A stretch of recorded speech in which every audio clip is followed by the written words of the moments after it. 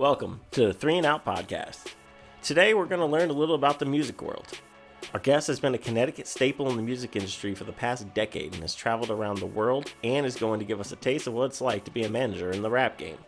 Please welcome Chris Fury. Hey, what's up, man? What up? Thanks for having me. Thank you for coming on. Yeah, thanks for coming on. Let's get right into it. Your most famous artist, probably Chris Webby. Who else have you worked with and who are you working with now?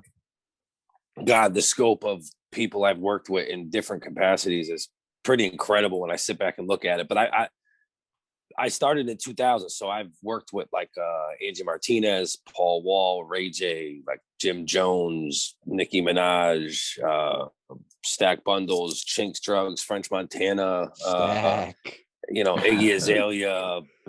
A lot of artists in also in different capacities, right? Like not all of them were like management. Some were road management. Some was like marketing. Some was, a booking agent.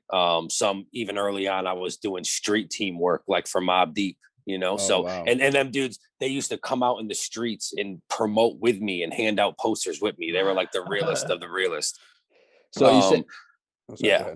No. So yeah, I mean, a ton of artists, like even too many to name, I'd forget off the top of my head. Yeah. So you say you started doing this in 2000. How did you get into this? And what happened 20 years ago that, led you down this path, becoming a manager, getting into the music industry? Is it always something that you wanted to do? No, not really. It was sports for me. Like in high school, I was planning to, go to college and play ball. And that was kind of like my dream. And I had some legal troubles and doing some knucklehead stuff as a kid. And I was going to college and I passed by this radio station that happened to be in, the same town I'm from. And I applied for like an internship and they gave me a job. And, the rest is kind of history, So you mentioned, how important do you think internships are in the music industry in terms of networking? Everything. They are, right? They're in the industry, they're everything, because the problem is with music is there's no structure, right? There's no way to go to school for it. I mean, you can go to school for engineering or you can go to school for like business management or communications, but that has nothing to do with the actual business. It's the only, multi-billion-dollar industry that has no real way to get into it. Right. There's no path. It's a homie of a homie of a homie. Like this artist gets hot, he gets signed, he brings his boy from around the way who's his manager.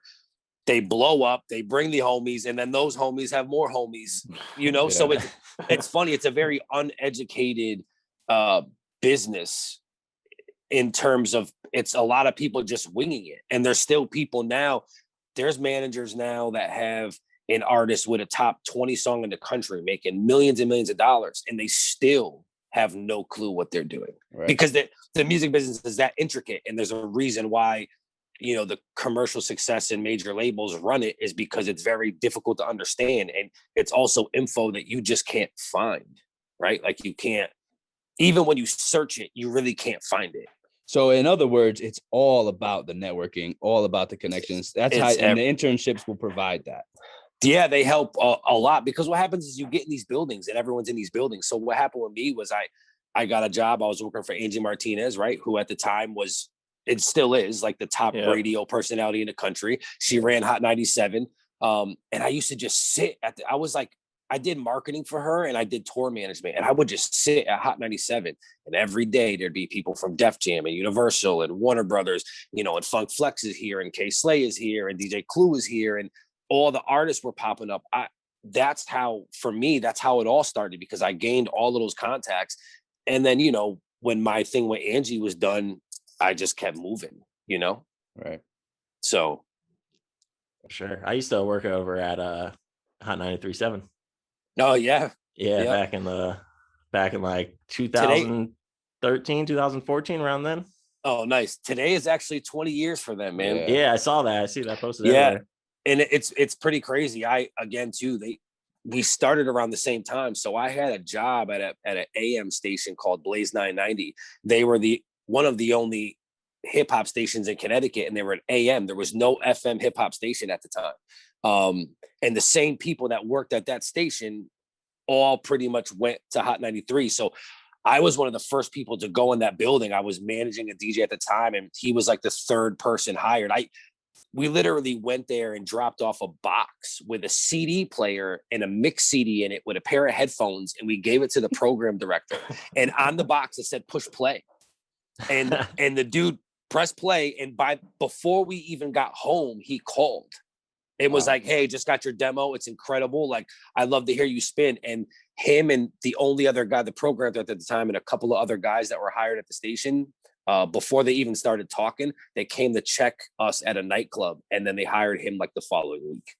So that station has provided me like a ton of opportunities, you know, like over the years, just the artists they would bring through, and then I would link with those artists in Connecticut. And that's eventually, as I moved forward from Angie, labels were hiring me to work for the artists while they came to Connecticut. So they'd come out here and do like a press run, and they go to radio. They do like in-store autograph signings at the mom and pop stores. So like I would kind of move them around the market.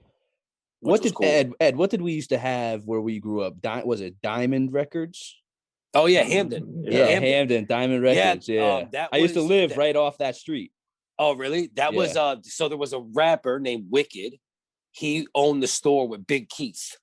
Oh, nice. Yep. And I used to go to Diamond and push mix CDs, man. I used to run mixtapes for Big Mike and Who Kid and Clue, you know, like all the big DJs. And I used to go there every week, man. Diamond was like a staple. I myself owned a music store. So we were a part of this thing called the Firm. It was the Federation of Independent Record Merchants. And all the big, you know, independent CD stores were like a big crew together.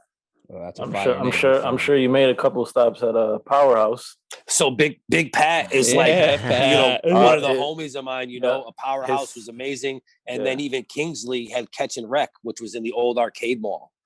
Yeah. Downtown Bridgeport. Pat's son went to high school. It was a real good friend with him. Yeah. Dude, me and Pat go back years. It's so funny. He's probably super mad at me. He's probably called me a half a dozen times over the past 6 months, and I haven't picked up. He's probably super mad at me. Take us through like what the day-to-day is managing some of these guys, or consulting, whatever, anything. I think for some managers, I think the type of artist and the range of responsibility varies, right? So with Webb is kind of like his own manager in a sense. He's more like a partner than he is like a client. He handles the majority of his stuff, and I kind of just assist him where he needs me to. My daily for him is kind of just working towards the overall goal of getting him the biggest look as possible, and getting him the best tour as possible, and getting him you know, to try and continue to build his money streams, right? But it wasn't always that way. Early on in his career, it was waking him up, getting him to the studio, finding him producers. It was everything. It was booking his shows. It was doing his contracts. It was getting him a stylist. It was, you know, for certain artists, they do more or less, you know? So like, for Ray J, it was like keeping him in track. It was keeping him on point because he's a Hollywood kid. So he's lots of opportunities all over the place, you know? So, you know, for him, it was like keeping him focused. Some artists need less and some artists need more. It also depends too, like when you start from the ground up with somebody, as a manager, you do everything. And as that artist gets bigger and bigger, your roles come smaller and smaller, because then they have a business manager, and then they have a booking agent, and then they have a lawyer, and even too, as now I won't even manage an artist unless I'm partnered with someone, because back in the day, you used to be able to manage an artist by yourself and get everything done. The industry was so small, you know, it was 10,000 people, you know, 2 high schools full of people. So your connections and your Rolodex, you know, you were able to move accordingly by yourself. Now, with the space being so big and everybody all over the world, and then there's also a lot of moving parts, you know, like there's jobs and lanes that were created because of the internet that didn't exist back then. So now you need like a multitude of people. And like what Webb's situation is probably the best situation I've been in. He, you know, he has hired guns, you know, so he has people doing what they're best at, which allows everybody to thrive in not be overworked and not fail at things because they're doing things that aren't their strong point. So you had mentioned, you know, getting him ready for tours and et cetera like that. how did the pandemic kind of shape that mindset? I mean, it was terrible. I mean, for the guys that go on the road, right? Like Webb definitely took a hit money. I think all artists took a hit because that's where all the money's really made nowadays, right? I mean, yeah, for sure. Yes and no, because Webb makes, I mean, a lot of these new artists make more money off streaming than they do off touring. Wow. Because in the independent sense, because as an independent, you're not getting mainstream money, right? So the biggest independent artist in the country is Tech Nine, right? So Tech Nine's biggest shows are doing 3,500 people max. Right. Small venues. Right. I mean, and don't get me wrong, that's incredible. But when you look at like, right. But when you look at like Logic, like Logic's doing 10,000 people, right? So he's making 100K a show. So as an independent, you may make only 5 or 10 grand a show a night, but your merch, your meet and greets, all those things come in and take. But even if you end up, I mean, think about it. If an artist, Webb tours more than most, right? Tech Nine tours more than anybody. If Tech Nine makes, just say 30 grand overall a show and does 50 dates a year, that's 1.5 million, but now with streaming, if you have good splits and you own the majority of your masters, dude, you can make $250,000 a month. So is that how you negotiate your splits? Is if you own your masters? How does that work? The streaming payouts? It all really depends. So there's 4 ways you make money. There's 4 things that define how you make money on streaming. So one is your distributor's rate with the DSPs, the Spotifys, the Apples. Every label, every distribution label, major or not, has a different rate. Wow. Okay. So that's one way. The second way is your distribution rate with your distributor. So say you're with a TuneCore who's a 95.5 or a 90.10, or even a DistroKid is 100% the artist and 0% the distributor. They just make they charge a fee originally, and that's how they make their money. So 2 is the distributor rate that you have. 3 is how much of the master you own. And then 4 is the type of person streaming, because the person who streams for free, Spotify pays you one rate. If the person is a $9.99 tier person, Spotify pays you a higher rate. If they're a $14.99, they pay a high rate. That's why Tidal, they pay the most, and it's because they have one tier. It's $19.99. That's it. You know what I'm saying? So they can pay more money because they charge a premium. Spotify's got 400 million users, and only less than 100 million are paid. So that means they're paying for 300 million people to stream for free. Wow.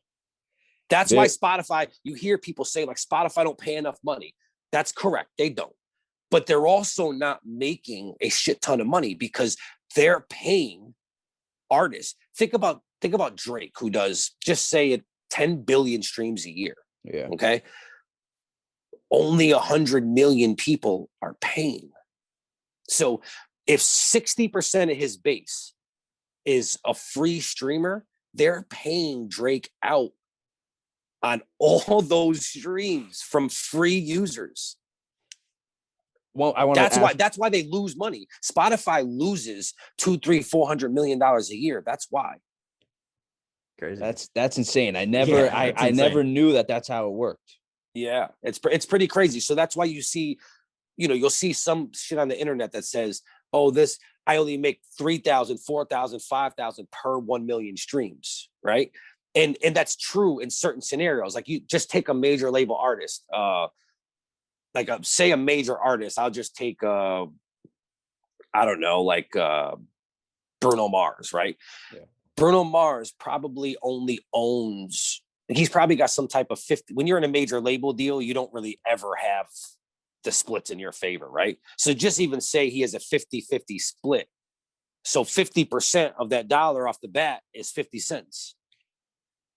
So per million streams, if one guy who owns 100% of the master makes 10 grand, if you only own 50% of that master, you only make 5. Right. Do you ever see it getting to a point where these major streaming platforms they won't offer a free version? Yeah, eventually. Even if it's like $3.99 or $4.99, something like that. Yeah. Just so that they can recoup some of their losses. Yeah, 100%. I mean, the Spotify is really SoundCloud. You can stream for free. Spotify you can stream for free. Apple, you have to pay. I think their lowest tier is $9.99. $9.99. Yeah, that's the only one other than the family plan. Yeah. So, but the problem is that Spotify holds such a big market share. I mean, there's so the many company, listeners. the company out of Japan or China, they have more. They have something like 700 million users. I forget the name of the company, but dude, no one's even close to Spotify in the US or like in like Europe. Like, I think Apple's got now 75 or 80 million, and they're the closest. And Spotify has how many total? 500 million? 400 million. You know, it's a huge gap. You know what I'm saying? So, and Tidal's got 3 million users. I guess I got to get Spotify. I don't have Spotify. Yeah, I got it. I just don't really use it. I use Apple. Yeah, I mean, Apple you know, too, yeah. That probably just comes from being an Apple guy. You know what I'm saying? And that's really, but that's why even too, like you look at Apple, they really don't give a shit about streaming. Like they make their money in tech, right? Yeah. So like they do it because they can, because they own the software and the platform, but they really don't care about it. But as things have started to move, as streaming has become such a big moneymaker, I mean, when you look at the labels did $3 billion in profits in streaming during the pandemic, dude. You know, like there's money there now. Yeah. Like people are consuming music. So, you know, I think it's starting to shift now because people are starting to realize there's more money. What's Webby is big in other countries, probably more bigger in other countries than here. Do artists overlook the possibility and only want to be big here, or is that something they're looking for the broader view because they've seen other people do it now? Well, I mean, listen, Webb is much bigger in the US than he is anywhere else, right? Like in terms of like streams and money income and percentages on music, right? But like I think the goal is always to be as big as you could be. I don't think it's that a lot of artists overlook it. I think that it's more not knowing how to do it. Like, how do you do it? Because how do you get big in Europe over getting big in America? Yeah, right. And there's different tactics. They use different social media. They use different forms of paint. Like they move differently, and they're also very behind. Like the only country that is very current and mainstream is like London, Paris, Manchester. They're very New York City influenced, right? The Germany part and like the Nordic area and like the Switzerlands and the Norways and Copenhagen's, and those are they're very behind. Like they're years behind us in terms of music, which is why a lot of the old school guys do so well there. They also, it's interesting.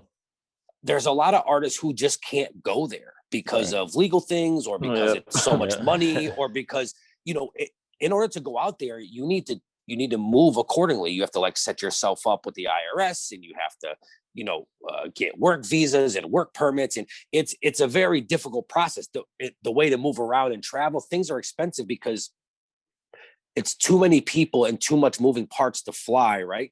But there's also, you have to fly, but then you have to do a lot of traveling over water, and like it's very hard to route a tour overseas. So it's not easy. And then they also don't have radio the way we have radio. Like they don't just have like FM stations. They only have online stations. You know what I'm saying? They don't track spins the way we track spins. Like they don't have the same TV shows. They don't have the same media outlets. So if you're going to tackle that area, you really have to be in the know and have feet on the ground. Streaming now has made it easier, which is why Webb is really growing over there.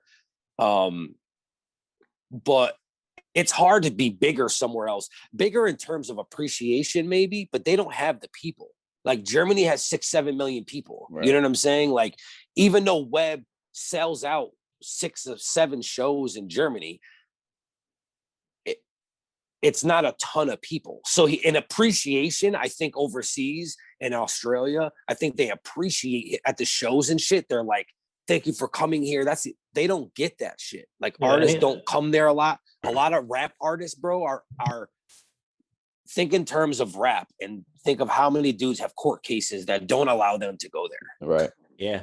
You know what I'm saying? Like anytime you see videos of artists performing in those countries, the fans are fucking nuts. They're crazy. So they're just so appreciative. You know what I'm saying? Yeah. And overseas, it's funny.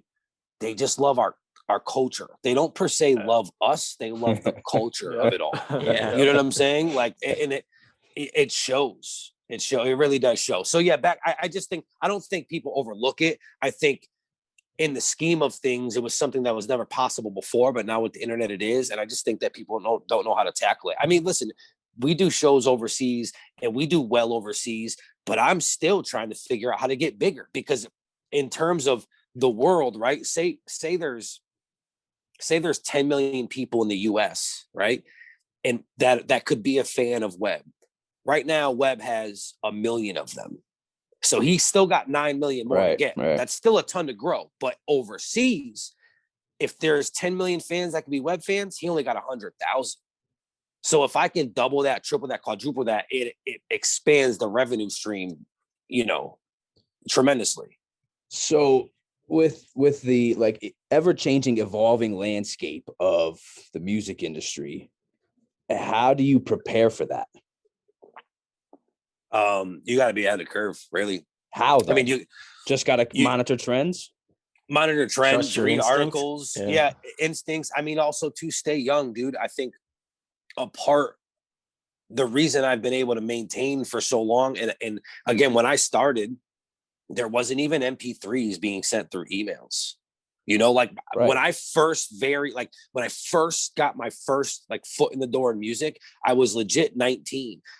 This is like the transition of when I first started, it was just mixed tapes, like tapes. There wasn't even CDs. Wow. And then a year later, there was CDs. And then the CDs transitioned to ringtones.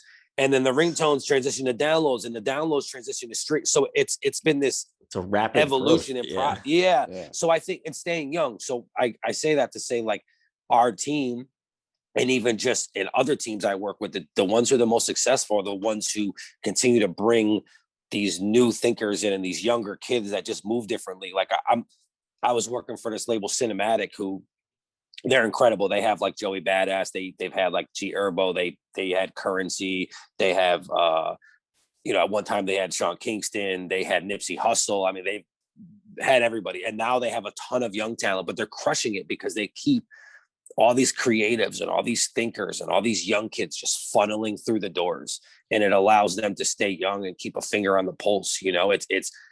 I called Webb the other day, right? And I updated him on like these new things that YouTube are doing and these new things that Twitter are doing. And he was like, damn, dude, he was like, you sound like one of the Geek Squad. You know what I'm saying? Like, because he didn't even realize it yet, So it's like, you just got to stay up on it, man. And like anything else, I mean, if you're a cook, you're looking how to make new shit that you've never made before, so you're looking for better spatulas and better equipment. So it's I think it's the same thing that goes with anything else. So right along those lines, do you think it's more important today to be a good lyricist, a better artist, or a good marketer and a creative, right? Because you just mentioned you got all these young kids funneling these creative ideas. Me personally, I like the older style of music, right? It's different. Nowadays, it's just different. So what do you think is more important? Well, so for me, I think you said artist and lyricist. So for me, the better artist is the person who can do more things and does them well. Then there's the better lyricist or rapper. And I think that's where people get the misconception is like, who's the best rapper? All right, like rapper, that's one person or, 5 people. But like best artist, that's Drake. That's a dude who can interview. He can make rap songs. He can make pop songs. He can sing. Yeah, right. So like to me, that's the better artist, but the better rapper is a different scenario. So I think that I think that now you can blow up being an incredible lyricist, but I think that a lot of the times you're overlooked being an incredible lyricist just because a lot of people don't have the bandwidth for that, right? There's only a handful of like really incredible lyricists that are currently at the top of the game. You know, Cole, Kendrick, you know, like Logic, you know, a few other guys, right? And I think, but those guys also started with this huge independent core fan base that grew with them, right? The majority of artists that are successful that you see in the mainstream, like popped off a big record or a big look, and then the industry, the machine gets involved, and then this artist is just a fixture. Whereas, you know, a Kendrick, a Cole, you know, even a Tech, whoever, those type of guys build this cult that surrounds them. You know, like Logic's Rat Pack is a fucking cult of fans that just support him, which then gets other people to be like, what the fuck is this? Yeah. You know, and then he adds the machine while still keeping the cult, and he's got the best of both worlds. Right. You know, he's semi-independent with like a major platform and major backing, but he does a lot on his own because he's got a lot of fans and he tours. So, you know, he's got a really good scenario of kind of both. Who's the biggest influence on Connecticut and hip hop right now, you would say? I mean, it's Webb. It's Webb. It is Webb, right? It's Webb. It's Webb always, just because, for me, just because, bro, there's nobody else that does 80 shows a year and sells out 80% of them. There's nobody else who charts top 5 on Billboard when his album drops. There's nobody else that's making a real, like, lucrative as fuck living. Right. You know what I'm saying? Like, off the music. So that's why I say that. I say that, like, Annoyed has the pulse of the state right now. Like, Annoyed has people excited, and he's kind of the newer face. There's also a couple, the kid Sholey from Bridgeport is really starting to make a move. There's a couple of kids actually from Bridgeport. There's a couple of kids from New Haven. That's the cool shit about the younger generation. There's a lot of young kids that are very tech savvy, that are starting to make a move in Connecticut, and they're not blinded by a lot of the bullshit some of the older artists are, because the older artists went through an era where it was super fucking difficult. Right. And now, I'm not saying it's not super difficult, but it's much, much easier to move around in this business. There's a kid I met the other day, and this is crazy, I forget his name. He's from New Haven. He has a song that has 20 million streams. 20 million. This kid's got 400,000 monthly users, and I never fucking heard of him. He's like 20 years old. And I forgot his name. Like, but like, that's the space we live in now, right? Like, there's kids from around the way that can make a move. So, you know, for me, it's Webb. But overall, I would say like Apathy probably was like a real trendsetter and like a real groundbreaker, who kind of like, after the Skinny Boys kind of like, you know, leveled out CT. He toured with Linkin Park, dude. You know, like that dude went on a world tour with Linkin Park. Like, let's put that in perspective. Who at the time was the biggest name. They were doing 60,000 person stadiums. And Apathy has produced for like some of the greats and has features from some of the greats. And he signed a big major deal, and then it turned out terrible for him. And it was a nightmare, and then came out of it independent and built this thing from the ground up, and is still selling records and still touring. Like, that dude's been touring for 20 years. When, like 10 years ago or 12 years ago, I thought for sure Mook and Fair was gonna for real. Those were my guys. Yeah. So I managed them. Oh, did you? We used to go back and forth on Twitter all the time about that. So I managed them. The whole Who's Your Daddy? Like, what's crazy is them kids, they popped in my music store. I had a music store I was telling you about. Their old manager was like a chef at a restaurant down the street. This is 2000, bro. This is like 2007. I had just finished working with Paul Wall. I was like with him during the height of that whole gross thing. I was on the road and I was super busy. I come home from tour. They come in and they gave me this press kit. It was in like a folder, you know, that had the CD inside, like the way they used to, you know. And the dude Sean used to buy CDs at my store. So he like comes to my store. He's like, yo, I got these kids and I manage them. The dude gives me, they come in. I don't listen to any music. We kind of just talk. They leave. I like skim through this thing and I fucking rip it in half and I throw it in the garbage. I swear to God. Like 2 weeks later, K-Dub calls me and a big man from Hot 93. They used to have that On Air Idiot show. Yeah. And they're like, yo, we're doing this show in East Hartford on the river. Like, you should come check it out. It's like the local shit. I'm like, all right, cool. I'm with it. So I show up. I'm talking to Dub, and Dub is like, we're at the top of the stairs looking down at the, it was at the river walk over there in East Hartford. Yep. And he's like, yo, these two kids coming out next are incredible. He's like, they got this record we're playing on the radio. You got to hear it. He's like, watch these kids. And it was fucking Mook and Fair. And I was like, yo, these kids were at my store. And I was like, I didn't even pay no attention. And they were incredible. They did the song. They performed Fire and On the Low. Yeah. And one other record. And I was like, yo, like, they're incredible. So I literally met with them the next day. I did a deal with them. I managed them from probably 2007, late 2007 to like 2011, 12. Good thing you went to that show. Yeah. So Who's Your Daddy came out. That record, dude, went gold. That was like a huge record. They went all over the country. They were top 4. They were 38 on Billboard. And then after they signed a big deal. And then after that, man, it was just like, they changed a little bit. You know what I'm saying? Yeah, they started recording different. They kind of got away from, what you used to do, right? Like, because the patterns changed. People got a little more money. The schedules are busier. There's more things in play. They had that record with Webby. What's that record called? Do you remember that record? It was I forget a feature. the name of it, but yeah. So at the time, Webb's old manager Dana, he was my intern with Mook and Fair. So that's how so Johnny Shipes, who owns Cinematic Music Group, when I was telling you about, he had Dana as an intern. He met Dana. Dana was a college kid. They met. Dana was doing like college promotions. At the time, Johnny had Currency. He let Dana do a Currency show at Toad's Place, like 2009. Wow. Webb opened up for that show. Johnny called. Now, when Mook and Fair did a deal, we signed a deal with Johnny Shipes, Cinematic, and then D and Shadow through the Orchard. And Johnny was like, yo, I got this kid from New Haven. You want to be your intern for Mook and Fair's project? And it was Dana. He was managing Webb. And at the time, he was like, Webb. And I was like, I don't want a white rapper. Like, I had done that shit. Like, early in my career, I managed like a white rapper from Plainville. And like Plainville. Yo, I can't imagine why that one didn't blow up.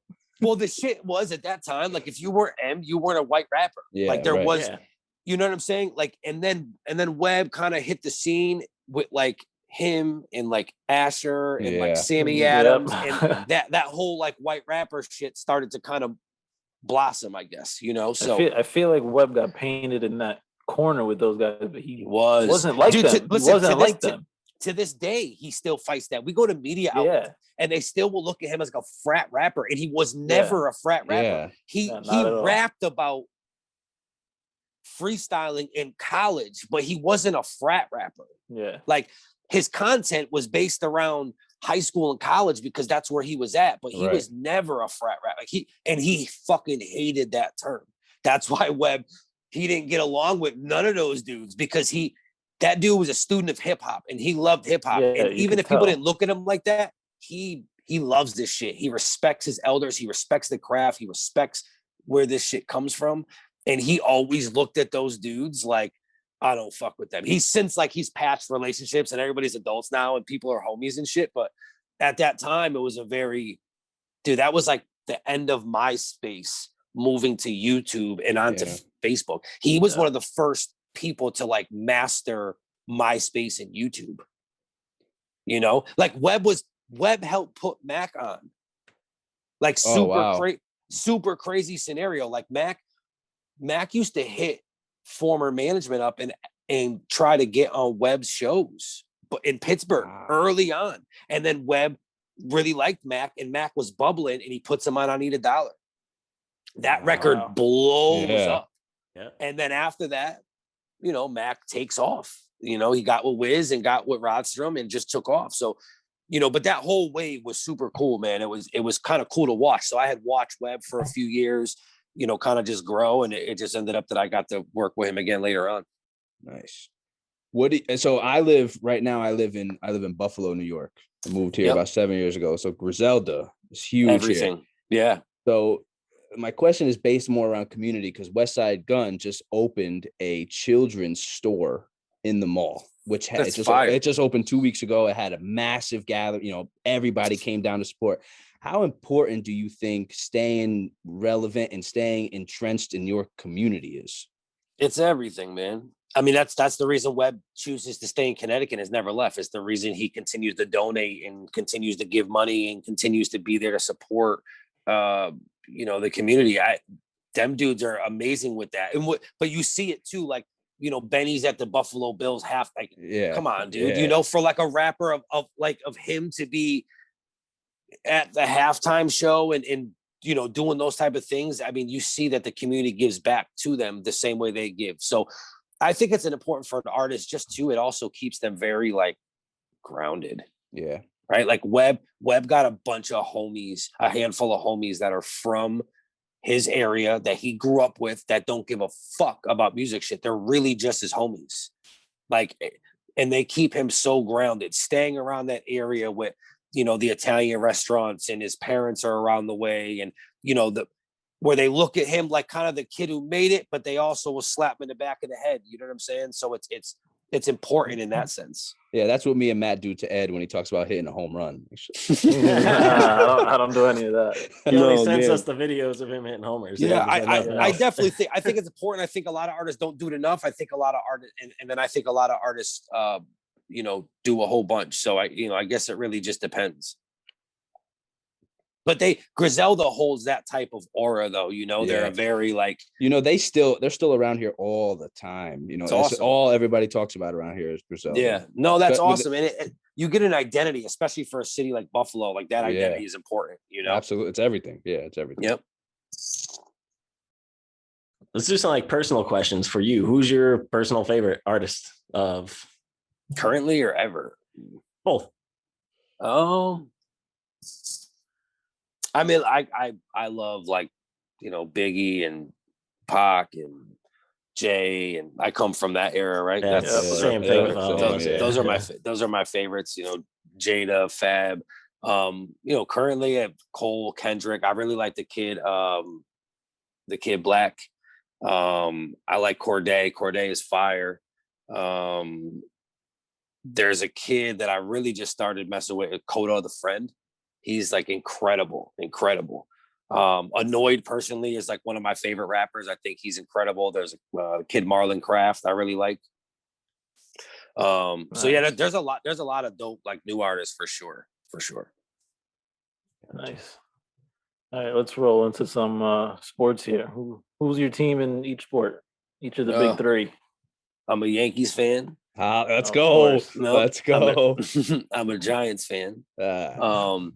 No, I just let you down. Yeah. I'm a Jet fan though, so I'm let down always. It's funny, basketball, I don't really have a team. When I was super young, 3-4 years old, we lived in Portland, and my brother was 10 years older than me. So when I was growing up, 5, 6, 7, 8, at that time, my brother was a huge Portland Trailblazers fan. And they had Cliff Robinson, and they had like Clyde Drexler, who was, so as a kid, I loved Portland. But then like, once my brother wasn't a fan of them anymore, I really wasn't a fan of them anymore. So like I kind of started like the Celtics, and I kind of like started Knicks, but now I'm purely like whatever team my guys are playing on is who I like.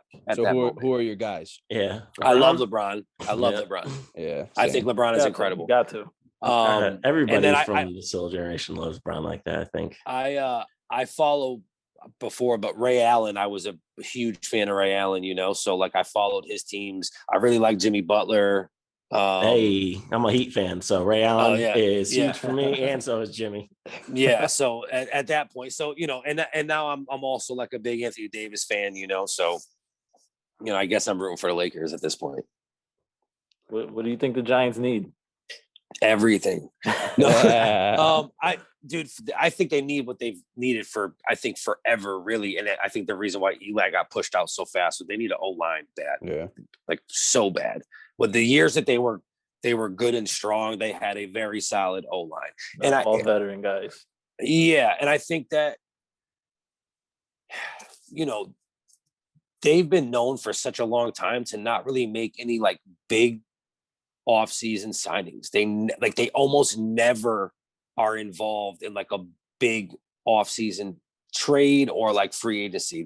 They pick up like key guys, but you don't see them getting a top 10 receiver, they don't 10 get the quarterback. stars. They never do. And I wish that they would sometimes, because they're the Giants and you kind of got to throw your weight around a little bit. And I think that they're a great franchise for a ton of football players. Where is all their money tied up right now? Because they don't spend any of They it. just They don't spent a have bunch anybody. on Leonard Williams. They don't. Yeah.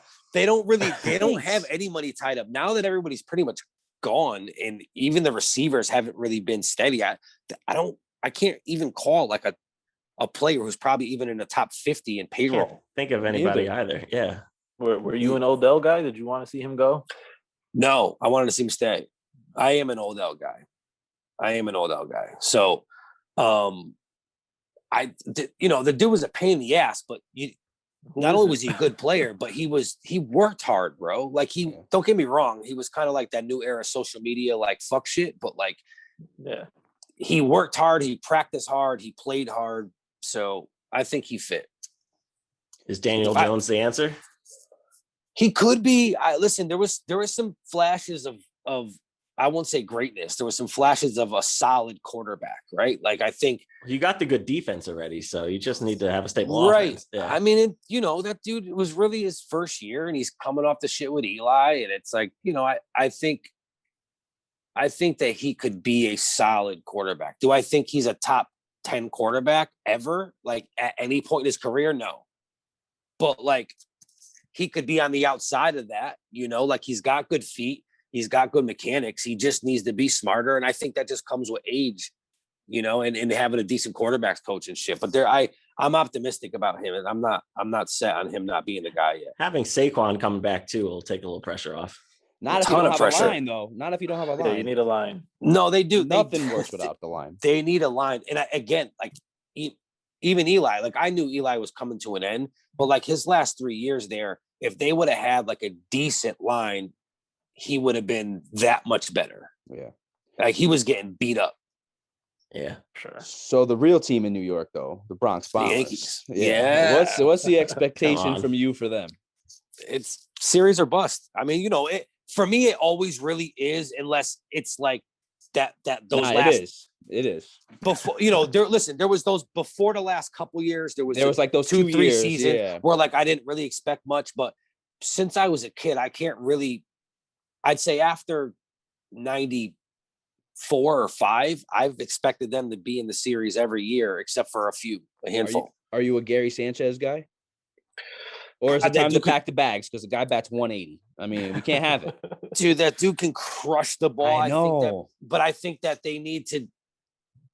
All right, I like him, but if he needs and not even just the hitting part, he's a defensive liability. The fucking dude can't block anything. You can't throw him a curveball. Yeah, you can't throw him a curveball. No. So I think that they need to completely get rid of him as he needs a change of scenery.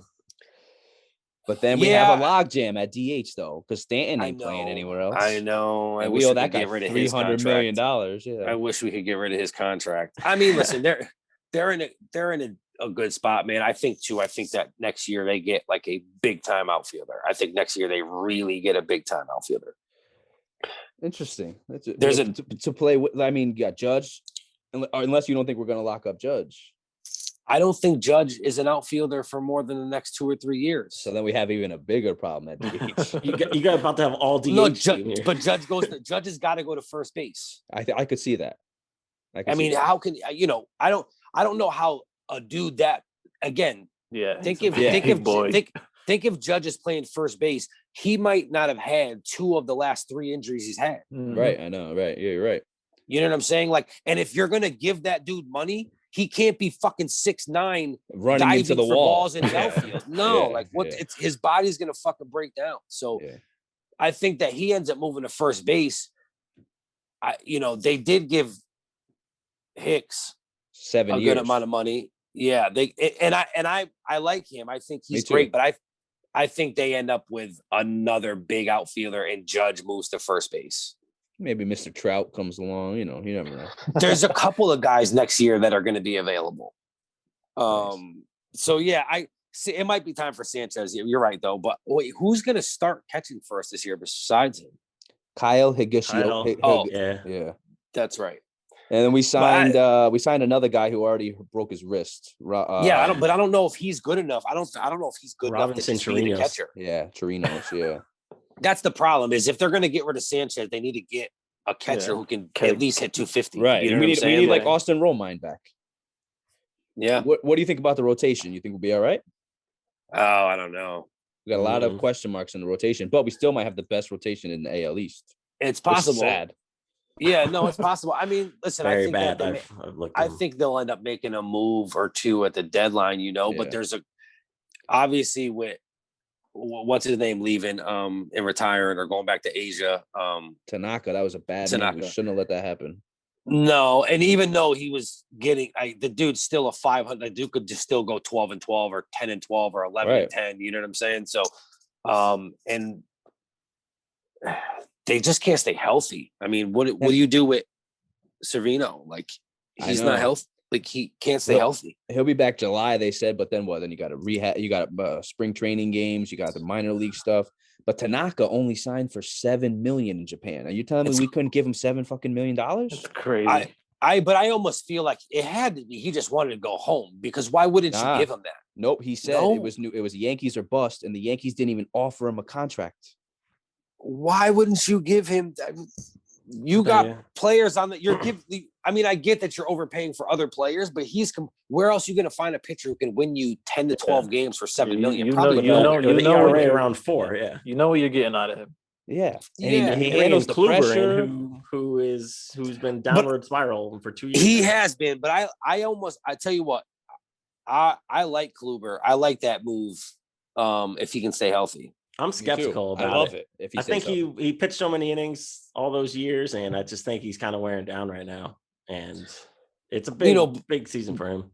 It is a big season. I mean, we need the problem is who's the other pitcher to get 14 or 15 wins? Like who's the other pitcher? You need Tyon to do it. Yeah, it has to be Tyon. 2 Tommy John surgeries though. You can't rely on that. No, but you're gonna have to. Yeah, Herman won 18 games 2 years ago. Yeah, he could do it.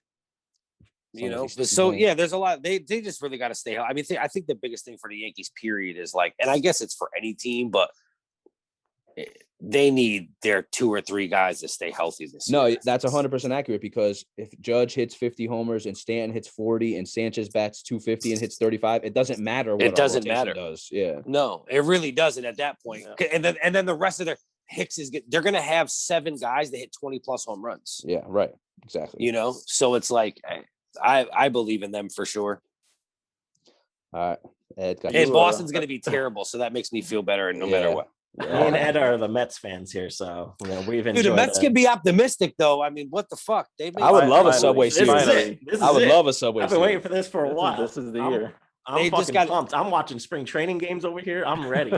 I mean, listen, the thing is that the Dodgers are fucking choke city, right? So like they got theirs last year. I feel like they're kind of taking the foot off the gas this year. Not per se because the Padres beefed up, but still. Yeah, well, that's it. You gotta look at some of these younger teams that are making with the Padres and Atlanta and some of these other teams. But if the Mets can pull it together and play as a team, dude, they're gonna be tough to stop. Subway Series 2021.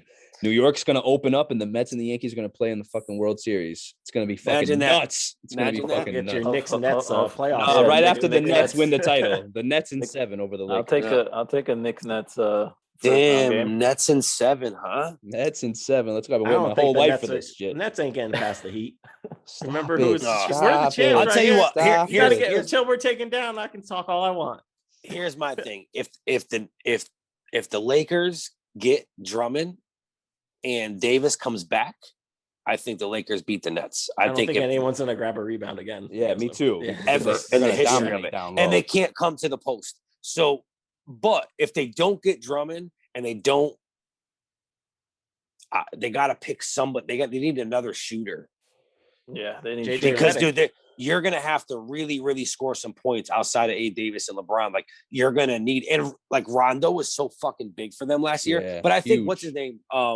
If he can stay healthy, the dude from the Hawks. Schroeder. Schroeder. I think that he becomes huge in the playoffs, you know, like, but dude, Sanchez the Nets Harrell's huge for him too. The Nets look so crazy, and they haven't even got it together yet. We're so good. And they might get Drummond. Yeah, we might get Drummond. I was looking at that going, are you fucking kidding me? and with Blake, like, like, and I think Blake could have 15 and 10 all day, every day for them. Like, Blake, this shit is crazy. This really, I couldn't believe this. Blake is our cheapest player on the whole roster. Imagine that. Insane. And remember when everyone was talking about him $150 million, $200 million just 4 years ago? Like, it's crazy. Detroit's paying all that shit now. Bro, Detroit is a doomstown. When I'm Drummond is the homie, right? Him and Webb are super cool. Yeah. And I was Drummond, we were in LA with Drummond playing paintball, and he was telling me this was prior to him signing the big deal, like the extension with Detroit. Yeah. And he was telling me all the places that he thought he was going to end up going. And then ESPN announces he's staying at Detroit. I'm just like, for what? Like, the players can't even buy houses there, dude. Yeah, right. Yeah. Like, they're not even allowed to go out, like, to bars and clubs after games and shit. Oh, really? Why? No, dude, because it's fucking dangerous out there. Oh, wow. And dude, it's crazy. He was telling me that like 90% of the players do not own a piece of property in the city they live in. Like, even dudes with money, they're not buying. Drummond never bought anything there. He was there for 5-6 years. Never bought even a condo. Wow. That's crazy. It's crazy. So, like, I always wonder, like, why, but, hopefully I think he's going to get a good look. I think he's going to end up maybe being able to win a ring, because whatever team he goes to, I mean, even too, if Boston gets him, they're a problem. They may not get by the Nets, but they're still a problem. So you have a relationship with him. Do you think he cares about LA versus, Brooklyn's obviously close to home, went to UConn from Connecticut. Do you think that would play a part in his decision-making? He's got a crib in LA, so that's possible for one. Okay. But, I think that he's had the opportunity. Listen, before that last extension, before Boston signed Horford and them, they were trying to get Drummond, and the Knicks were trying to get Drummond. And he had the opportunity then. And I even think with the trade to Cleveland, at that point, he had the opportunity to come to the East Coast somewhere. So I don't know if that plays a role. I mean, I would assume it does, because you're at home. Yeah. I didn't know he had a house there, so that changes everything. And LeBron. Yeah, for sure. And LeBron. Yeah, LeBron is there. Yeah. I mean, he's but he's got a Brand Jordan deal and shit. So any big market's going to be good for him. But I mean, I think it plays into any guy. Like, you're at the back 8 or so years of your career. Like, this next move for you, especially if you win a chip, can turn into a shit ton of money. Yeah.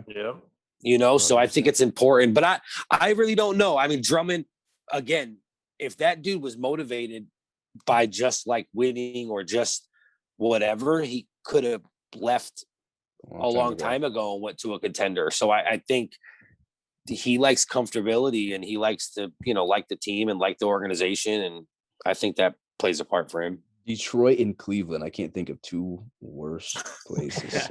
Next is Sacramento. Yeah.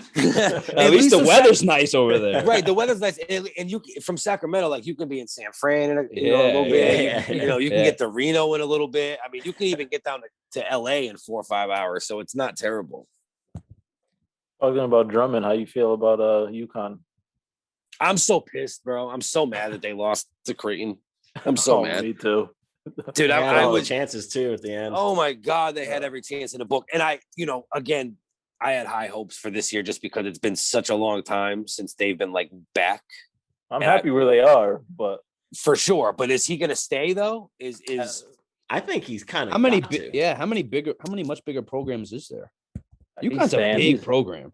It is, but it's been shit for like since they won the national title. Since Yeah. one that won. Since Yeah. Calhoun, Finally back in the since Big Cal- East. Finally Well, back in the Big East. I makes think a that- huge difference. it makes a huge difference because now people actually want to go there. Before they Yeah, played they- like a shit conference. Yeah. And I think I had high hopes for Ali to really make a move, but he ended up I thought he Yeah. was going to carry that torch for years and years. But I'm happy where they're at. I think him going there and having some good players is going to work for recruitment. I think the Big East primetime games is back, so that works for recruitment. Once you get moved from to a stupid ass conference like that, that's got terrible TV deals, no primetime matchups, Yeah. And having Hurley, you're going to get all these kids from Jersey and New York because he's got all those connections. Yeah. He's going to get all those I kids. think if they get ousted first round by Maryland, I think there's a good chance he comes back. Okay. Yeah, probably. If they make a run, like Final Four run, he's going to boost himself so high. Well, but the thing is, too, is if that kid comes back, if you make a Final Four run, he is going to be very high. Yeah, he's out. Yeah, he's out. I think that if he stayed healthy and he has a great year next year, he could be a number 1 or 2 pick. But the problem is if he doesn't stay healthy, right? He might outscrew himself. He reminds me of Jamal Murray a little bit. That's his. I can see that being his role. That's actually a good comparison. Yeah. No, I'm excited for them though, man. I've been around to kind of get to know a lot of these guys coming out of UConn, like being in the party scene and stuff. Like Kemba and all them guys used to come to the clubs at Hartford. We were running parties and stuff. So, it's kind of cool to see UConn back at it again. What's your favorite pizza in Connecticut? Probably modern. Nice. Yeah. Probably That's modern.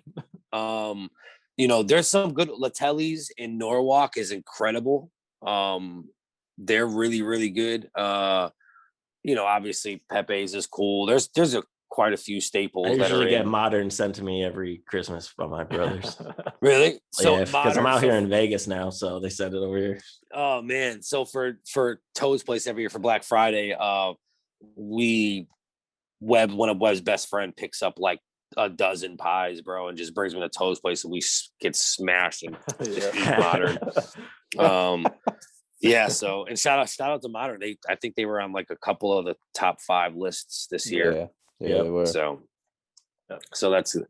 I mean, I debate with people. I was literally just arguing back and forth. This dude Hovain, who he's big in the music business, he manages a ton of artists, and we kind of back and forth on Instagram about who's got the best pizza. He'd be sending me articles that say that New York has them, and I'm out here all the time advocating. I talk shit. You have to. I bartend on the Strip. I talk shit to all the no one in guests. Vegas better ever talk about pizza because their pizza's fucking terrible, bro. It's the worst. It's the fucking worst. Mind you, I lived in my dad lived in Vegas, until he passed away when I was 18. But I used to go live in Vegas for the summer every year, so I lived there from like the summer from 10 to like 17. Then, yep. I love Vegas. It's like one of my favorite places. I've been here for like 5 years now. Yeah. So you got to check out. I should get you guys to interview. You ever heard of Kid Echo? I have not. To Echo is the Chris Webby of Las Vegas. Oh wow. He actually came out and toured with us all of last year. He's super dope. Has a really dope merch line. The kid can really, really rap. And he's really dope. And he's out in Vegas. And then too, like Dizzy Wright is the homie. Like they got a store still moving in Vegas. Those are the guys. So, I'm actually coming to Vegas too in September. Oh, word, hit me up. So yeah, we're at Hard Rock. We did Hard Rock obviously pre-pandemic with Webb. That was his last concert in Vegas. So we'll be back hopefully, depending on if touring opens up, but maybe September, October. If not, yeah, we just went to 50%, so we're opening up pretty quickly now. Since it's everybody's starting to vaccinated. happen. Yeah, it's starting to happen. So, I mean, we have a bunch of tours. We've had tours planned this entire time, and we just keep canceling them and then rescheduling and canceling and rescheduling. So we have a tour, slated for like September, October, and if that don't happen, we'll be back at it, March, April of next year. So I'm dying to go to a concert again. Oh my God. I mean, listen, there's some stuff. I think no matter what, in the fall, we're going to do some shows. Like Massachusetts now is doing 500 cap shows. Florida obviously is open and Georgia is open. I think, we have a show planned for Maine in August and maybe like New Hampshire in August as well. So we're gonna try and do some dates, man. We're gonna try and do Toad's Place. I mean, whatever we could do. We're really just waiting for things to open back up. So Right. it sucks because it's been such a long time. I'm ready to get out on the road. All right, we'll end it off with one more question. I'm gonna actually give this to all three of you. Tie game, runner on second. You're coming up the plate. What's your walk-up song? Oh man, you got. I need a minute to think about this. I give you mine. I've had like a few hours to think about it. I can't figure it out. Mine is "Feel So Good" from Harlem World by Mace. Oh man, that's a great record to come out to. I don't walk out of the dugout until the beat drops. Yeah, that's a good one. Let the horns play. Yeah. I thought you were gonna go something Jay-Z. Nah, I actually heard this record today, and I was jamming in the car, so I was like, "Oh yeah, that's it right there." I'm gonna go. X gonna give it to you. I'm gonna go That's some a DMX. great one. I had that That's one. a great one. That's a great one. Yeah, I gotta do a little bit of DMX. If I was coming out and there's 50,000 people in the crowd and that song comes on, people are gonna go nuts. Yeah, absolutely. Especially if we're in the Bronx. I had one weird one, which would have been "Come and Get Your Love." Because when that beat drops at the beginning, you start coming out and everybody Come would be and thrown get off. your They'd be like, "What the fuck is this?" And I come strolling out already, you know, it'd be getting their heads. But other than that, I'd probably go "Bring Them Out." That song would make me feel like you were gonna leave the runners on base. That would make me feel like that. I would be so excited for my pitcher at that very moment in time. Oh shit! Good shit. All right, Chris. Thank you so much. My man, I appreciate it. If you like what you just heard, subscribe to the 3 and Out podcast on all podcast streaming platforms. And make sure to follow along on Facebook, Instagram, and YouTube. You can also find us on Twitter at 3 and Out_.